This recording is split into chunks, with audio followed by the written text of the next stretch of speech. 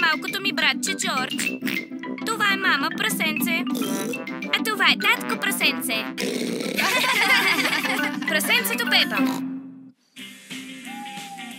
Спирането на тока. Вечер е. Пепа и Джордж са във всекидневната и танцуват на любимата си песен. Татко прасенце е в коридора и чисти мокета. А мама прасенце е в кабинета си и върши важна работа на своя компютър. О!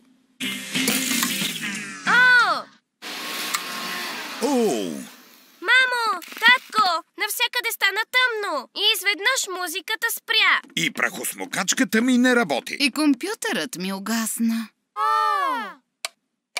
Мама прасенце пробва ключа за лампите, но те не светват. Сигурно са спрели тока.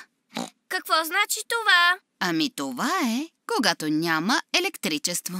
Какво е електричество? Електричеството е това, с което работи всичко в нашата къща. А това електричество ще се върне ли? Да, но до тогава трябва да намерим фенерче. Мисля, че има фенерче в мазето. Добре, ще отида да го донеса.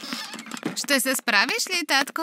Хо-хо, да няма проблеми. Виждам отлично в тъмното.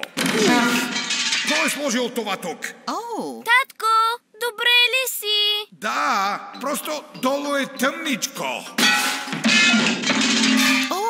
Спомних си. Мисля, че фенерчето е в кухнята.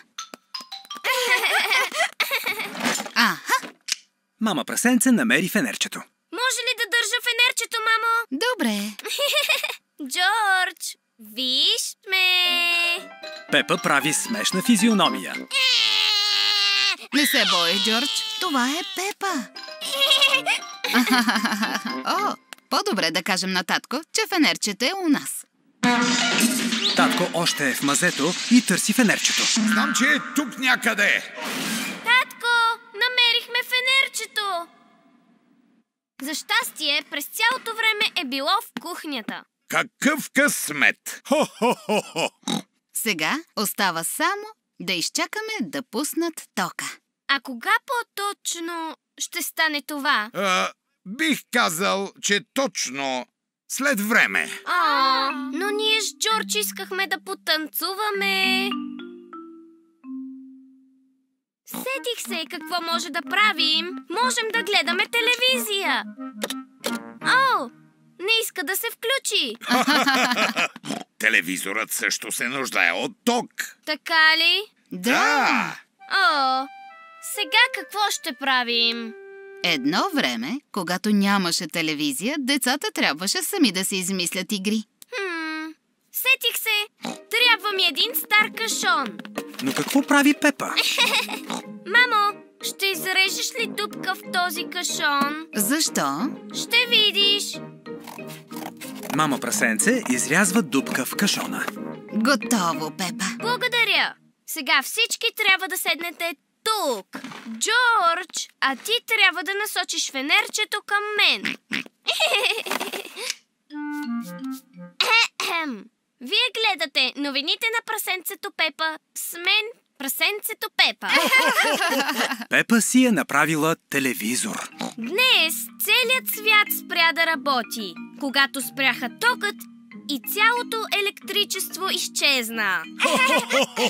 Много добре, Пепа.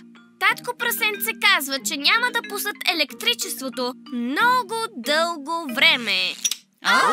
Токът отново дойде. Ура! Тихо! Не съм приключила! Угасете светлината! Добре, Пепа! Хубаво! Имам много важна новина. Кралицата току-що намери още електричество и каза, че всички отново ще бъдат щастливи. Много добре, Пепа! Ура! Да танцуваме!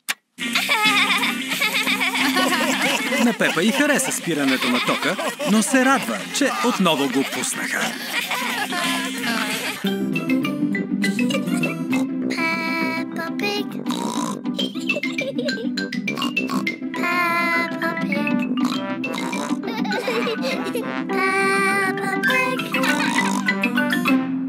Локализация Графити Студио.